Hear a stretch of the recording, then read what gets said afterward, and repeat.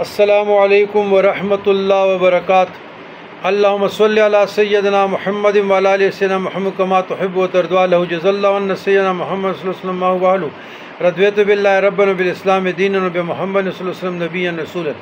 عزیزان گرامی، یہ رسالہ میں نے سن 1998 میں لکھا ہے غالباً، اور اس وقت اتنی سمجھ بھی نہیں تھی، ہے شمشیر دیوان کے نام سے۔ تو یہ میرے لائبریری میں مجھے ملا پرسوں، تو میں نے کہا چلو اس سے بھی سالکین کو مستفید کرتے ہیں۔ تو جن لوگوں نے اس کو شائع کیا تھا 98 میں، محمد شہزاد حیدر چشتی نظامی، اللہ درجات بلند فرمائیں، وہ انتقال کر گئے ہیں۔ دوسرا محمد اصلاحی چشتی انسان الہی چشتی نظامی، اب یہ سرگودا میں فیصل آباد سے ہجرت کر گئی، یہ الکرم اسٹیل کارپوریشن کے مالک تھے۔ ان کو میں نے اس وقت چشتیہ نظامیہ میں بیعت دیا تھا۔ بس جس کو نا جس رنگ میں دیکھتے ہیں چل، یہ سالک اس میں پرواز کرتے چل سکتے ہیں، اسی سلاسل میں پھر ہم بیعت دیتے ہیں۔ اچھا، بیعت کیوں ضروری ہے؟ بیعت کی اہمیت کیا ہے؟ بیعت کی فضیلت کیا ہے؟ بسم اللہ الرحمن الرحیم، ارشاد باری تعالیٰ ہے، ان الذین یبایعونک انما یبایعون اللہ ید اللہ فوق ایدیہم۔ بیعت کا طریقہ معصورہ یہ ہے، اور یہ منقول نبی کریم صلی اللہ علیہ وسلم سے ہے، اسی کو سلسلہ صحبت بھی کہا جاتا ہے۔ ہائے سبحان اللہ۔ امام شاہ ولی اللہ محدث دہلوی القول الجمیل میں لکھتے ہیں، لا شک فی صحتہا و اتصالہا، کہ اس کی صحت اور اتصال میں کوئی شک نہیں۔ اور خود بے ارشاد میں ہیں، قد اخذت طریقت صوفیہ من علماء ثقات من الشریع و عبید اللہ صاحب المرحومین و مسئلہ قسطلانی و شیخ ابن حجر و تنوی و شیخ جلال الدین سیوطی و سخاوی و دمیاتی و ذہبی و اولاسی وغیرہ ذالک من المحدثین و مسئلہ الامام غزالی وغیرہ من المتکلمین و یعنیک من ذالک کلو قبول ائمۃ المذاہب اربع ایام واخذہم هذه الطریقۃ وحصل لنا الاتصال بهم بفضل اللہ تعالی من طریقۃ سلسلہ صحیح حتی فی جمیع طرق المشایخ الی خیر البریۃ اشرف الانبیاء والمرسلین علیہ افضل الصلاۃ والسلام وہی مقبولۃ عند اصحاب الجہر والجرح والتعدیل انتہا۔ صوفیہ کرام نے یہ طریقہ علماء شریعت سے لیا ہے، اور عبید اللہ توزی اور ابن ملک شارح قدوری و وقائع کے علماء مجتہدین اور مرحومین سے، جیسا کہ علامہ قسطلانی و شیخ ابن حجر اور امام تنوی و شیخ جلال الدین سیوطی و امام سخاوی و امام دمیاتی و امام ذہبی و علائی وغیرہ محدثین میں سے اور متکلمین میں سے امام غزالی جیسا، اور تمہیں بے پرواہ کرتے ایسے کہ اسی رستہ کو تمام ائمہ مذاہب اربعہ نے قبول کیا ہے، اور تمام نے یہ طریقہ اختیار کیا ہے، اور ہمیں حاصل ان سے ملنا اللہ تعالیٰ کے فضل سے، اس طریقہ سے جو تمام طریقے مشائخ کے اور سلسلے صحیح حضور علیہ السلام سے منسلک ہیں، اور یہ اصحاب الجرح و تعدیل سے منقول ہیں، اور جو لوگ اس سلسلہ میں شک کرتا ہے تو یہ بزرگی ان کے حصہ میں نہ ہوگی نہ آئے گی۔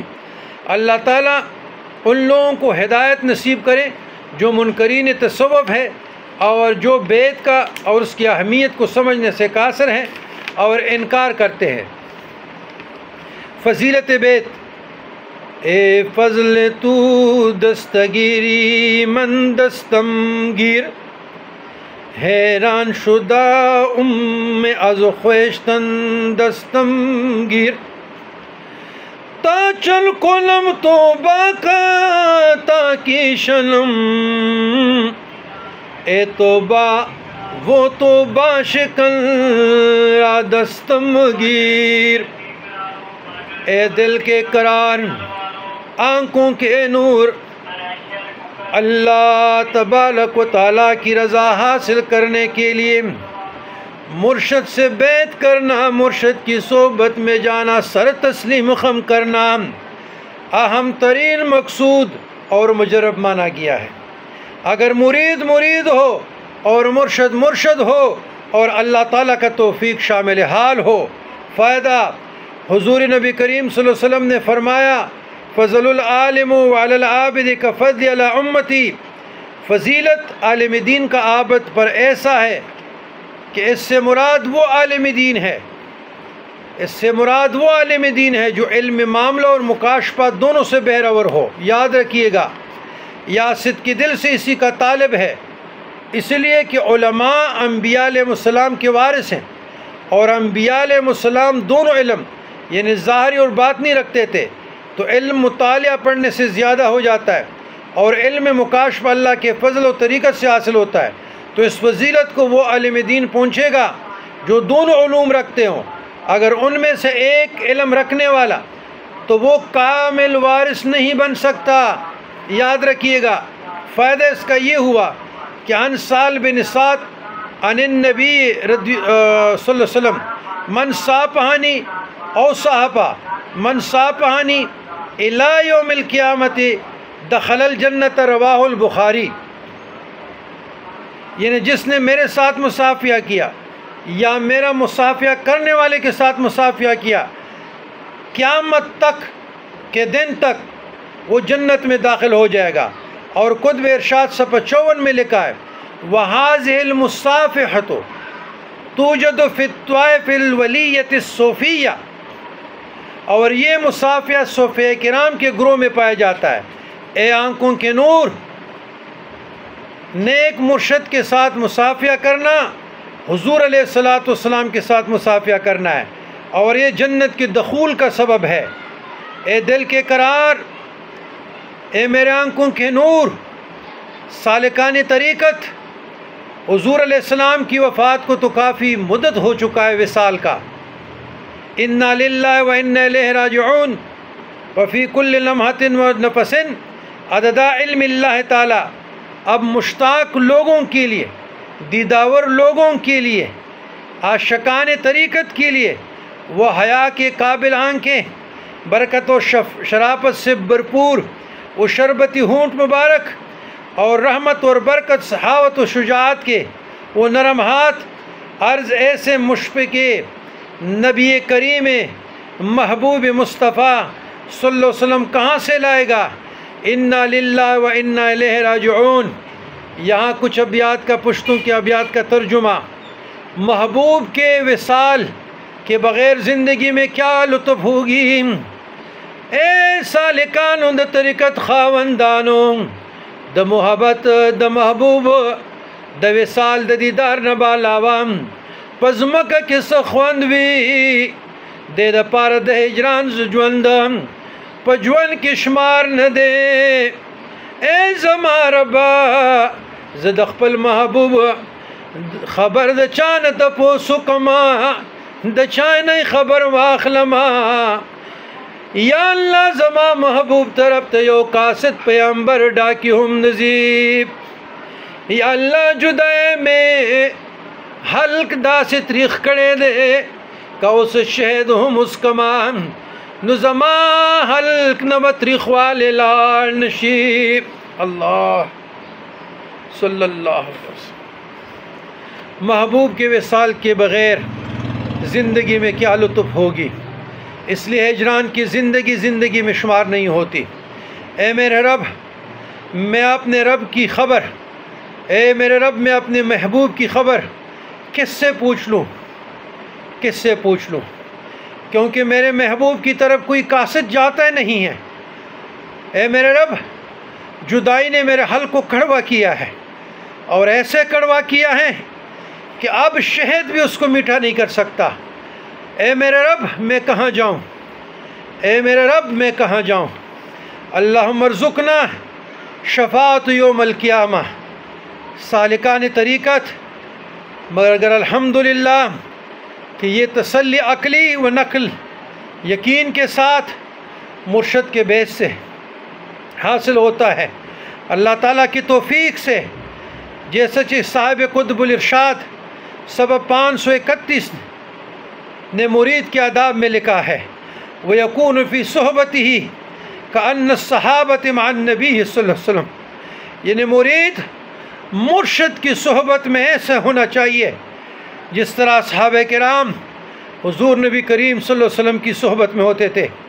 پھر یہی صاحب لکھتے ہیں وَيَعْلَمُ أَنَّ اسْتِمْدَادُهُ مِنَ النَّبِيِّ کہ شیخ سے استمداد مدد حاصل کرنا ایسا ہوا مستمد بالحقیقت من النبی کہ حقیقت میں وہ حضور سے مدد استمداد حاصل کرنا ہے.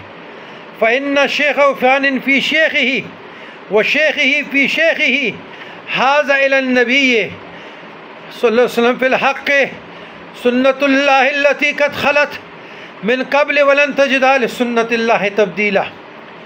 اور صاحب مثنوی نے تو اس پر بڑی اچھی روشنی ڈالی ہے. سالکان طریقت، اے آنکھوں کے نور میرے دل کے سرور، گفت طوبیٰ من رانی مصطفیٰ والذی یبصر لمن وجہی رانی. حضور نے فرمایا کہ اس کے لیے خوشی ہے، اس کے لیے جس نے مجھے دیکھا اور جس نے اسی کو دیکھا اور جس نے میرا دیدار کر لیا یا میرا دیدار دیکھ لیا ہو تو یہ دیکھنا ان کا حق ہے.